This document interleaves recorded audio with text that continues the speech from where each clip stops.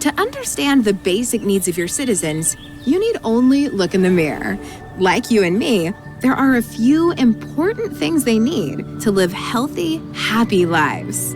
That includes electricity, water, and sanitation. With these systems in place, everyone in your city has a shot at living their best life. Let's take a look at electricity.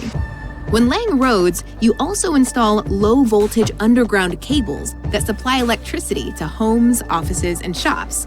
These cables plug into transformer stations. Transformer stations are also connected to the high-voltage power lines streaming from your city's power plants.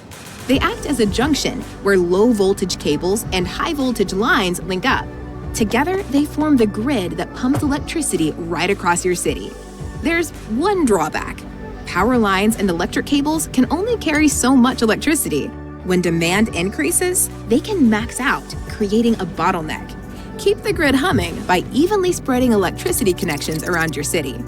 You can also build power lines to import electricity from neighboring cities. Imported energy will save your bacon if local power plants fail to produce enough electricity when demand increases.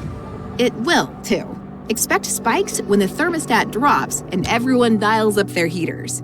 Hot weather will cause spikes too, as people flick on air conditioners, fans, and ice machines at the same time. Your power plants might produce more electricity than your city needs.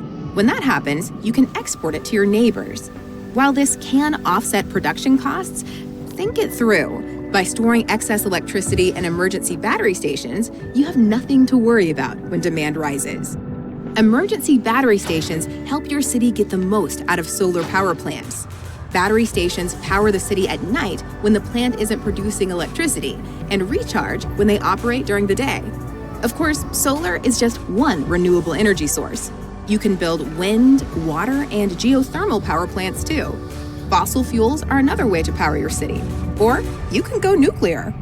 Let's talk water and sanitation.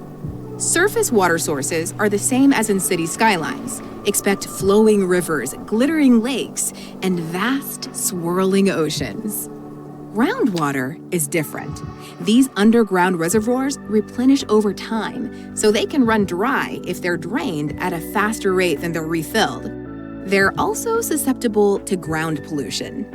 When they're contaminated, dirty water is pumped into your city's freshwater system. That's bad on every level, mainly because decontamination takes a long time.